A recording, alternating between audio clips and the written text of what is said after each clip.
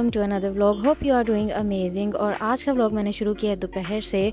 आज मैं बहुत लेट सोकर उठी हूँ और जब मैं उठी हूँ मुझे पता चला कि मेरे भाई के कुछ गेस्ट आ रहे थे, लेकिन उसके बाद उनके गेस्ट की कुछ रीज़न बन गई और वो आ नहीं सके। तो उसके लिए जो भी रिफ़्रेशमेंट्स वगैरह मंगवाई थी ना, जिसमें मेरी बड़ी तगड़ी नज़र थी, वो अब हमें मिल गई खाने के लिए। तो अब मैं बड़े आराम से तसल्ली से बैठ के अपना ब्रंच कर रही हूँ। ब्रंच के बाद हमारा मूड हुआ कि हम लोग साथ वाली कॉलोनी को एक्सप्लोर करके आए, क्योंकि वो काफ़ी बड़ी लग रही थी दिखने में और हमने अभी तक देखा नहीं था, तो बड़ी क्यूरियोसिटी हो रही थी।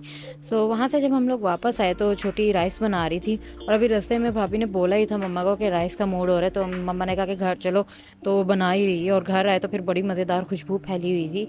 आलू वाले राइस इसने बनाए थे। आप लोग मुझे बताएं, आप लोगों को राइस में कौन से वेजिटेबल सबसे ज़्यादा पसंद है?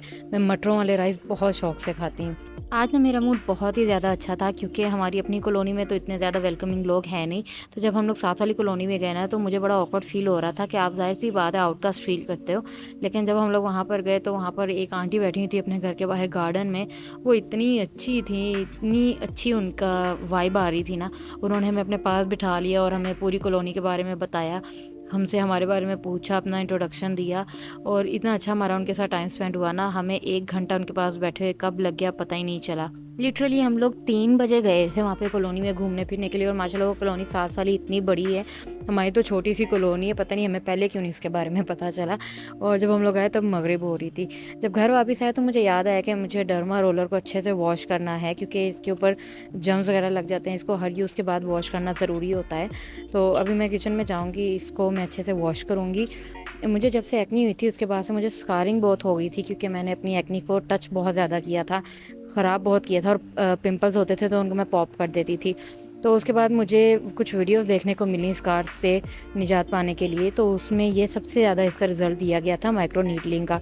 तो अब माइक्रो नीडलिंग के सेशंस लेने के लिए अब कहाँ हम आते फिरते, मैंने सोचा कि कुछ ले लेते हैं जो कि खुद ही काम करे, जिसको घर पे हम लोग ईज़िली कन्वीनियंटली यूज़ कर सकें।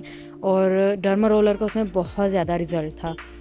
इसके लिए उन्होंने कहा था कि अगर आपकी स्कारिंग बहुत ज़्यादा है तो आप लोग हर 2 दिन के बाद इसको यूज़ कर सकते हैं। अब डेली तो ऑब्वियसली आप इसको यूज़ नहीं कर सकते, क्योंकि उससे स्किन पे इरिटेशन हुई होती है।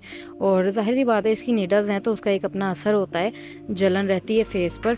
2 दिन के बाद आप इसको इजीली यूज़ कर सकते हो अगर आपके स्कार्स बहुत ज़्यादा हैं। मैं तो पहले हर वीक में एक बार यूज़ करती रही हूँ, लेकिन अब जैसे जैसे मुझे रिज़ल्ट ज़्यादा मिल रहे हैं और जैसे जैसे स्कार्स बिल्कुल ख़त्म हो रहे हैं, तो मैं अब उसको ज़्यादा ज़्यादा यूज़ करने लगी हूँ, क्योंकि मैं चाह रही हूँ कि जल्दी जल्दी मुझे इसके रिज़ल्ट मिल जाएँ।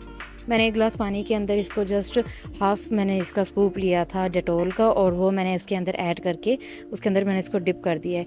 एक साइड पे रख दी थी मैंने बनने के लिए चाय। अब मैं 1-2 घंटे के लिए उसको उसके अंदर डिप करके रखूँगी। वैसे तो रबिंग अल्कोहल का कहा गया है कि रबिंग अल्कोहल के साथ इसको वॉश करना चाहिए हर यूज़ के बाद, लेकिन मेरे पास रबिंग अल्कोहल नहीं है और ना ही मुझे यहाँ से कहीं मिल रहा था। तो मुझे याद है कि डेटोल पड़ा है, तो मैं उसी को यूज़ कर लूँगी। एक तो आप लेट सो के उठो ना, तो उसके बाद आपको टाइम गुजरने का कुछ पता ही नहीं चलता है। अब इतनी जल्दी मगरिब हो गई थी और मैं भी चाय बनाई थी। अभी मैंने दूसरी तरफ मुँह किया ही था कि चाय हमेशा की तरह बॉयल हो गई, चूल्हा इतना गंदा हो गया। और उसके बाद मैंने उसको सारे को साफ़ करके दोबारा से चाय सेट की, उसके अंदर दूध वगैरह और ऐड करके उसको दोबारा मैं बना कर लाई हूँ। एक तो ना मेरी मम्मा को मेरे काम पे तसल्ली नहीं जल्दी होती। मैंने एक साइड पर डेटोल वाले पानी में डर्मा रोलर रखा था कि इसके अंदर अच्छे से डिप होकर धुल जाएगा। मैं 15 मिनट के बाद किचन में आई तो उन्होंने वो सिंक में रखा हुआ था धुलने वाले बर्तनों के साथ। उनको लगा कि मैं ग्लास धोना भूल गई हूँ, और उन्होंने चाय के पैन के साथ उसके अंदर रख दिया था, जिससे उसको चिकनाई लग गई। फिर उसके बाद मैंने उसको दोबारा से वॉश करके रखा। अब ये आ जाते हैं नेक्स्ट डे की तरफ। नेक्स्ट डे इतना ज़्यादा फॉग हो गई थी ना, बारिशों के बाद तो मौसम क्लियर होना चाहिए, लेकिन फिर से फॉग हो गई थी। बारिश बहुत ज़्यादा खुलकर हुई भी नहीं थी असल में। फजर के बाद का टाइम था, अम्मी लोग वापस लेट चुके थे और नीचे से भी कोई खटर पटर की आवाज़ नहीं आ रही थी।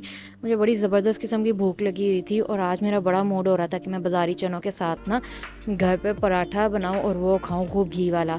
लेकिन अब इस टाइम पे इतना अर्ली मुझे कौन सामने से चने ला कर देगा, और पराठा तो इतनी जल्दी मैं बनाऊंगी नहीं। इतनी अर्ली उठ के तो दिल ही नहीं करता बाहर निकलने का।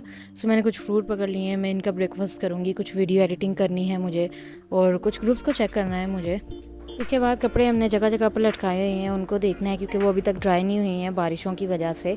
फिर मैं सो गई थी और जब मैं फिर दोपहर में उठी ना, तो सबका मूड हो रहा था कि बाहर वॉक करके जाना है। आज मैंने न्यू सूट पहना हुआ है और ये पहनकर मैं चम चम करके जाऊंगी न्यू स्टॉलर लेकर, जो कि मुझे भाभी ने गिफ्ट किया है। और बड़े अच्छे से तैयार होकर मैं जाऊंगी वॉक करने के लिए। कैसा लग रहा है ये कलर मुझे बताएं, और आपका फेवरेट कलर कौन सा है खद्दर का, ड्रेस का, वो भी मुझे बताएं। और वॉक करने जाने के लिए मैंने ये वाला स्टॉलर लिया है जो भाभी ने मुझे गिफ्ट किया था। ये मेरे लिए रावलपिंडी से लेकर आई थी जब वो शादी पे गई थी।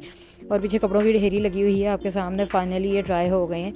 अब हम लोग जाएंगे वॉक करने के लिए। और आप लोग करते हैं तब तक के लिए चैनल को लाइक, शेयर और सब्सक्राइब। और मैं मिलती हूँ आपसे एक और व्लॉग में एक दिन के बाद। Thank you so much for watching. Tata bye bye.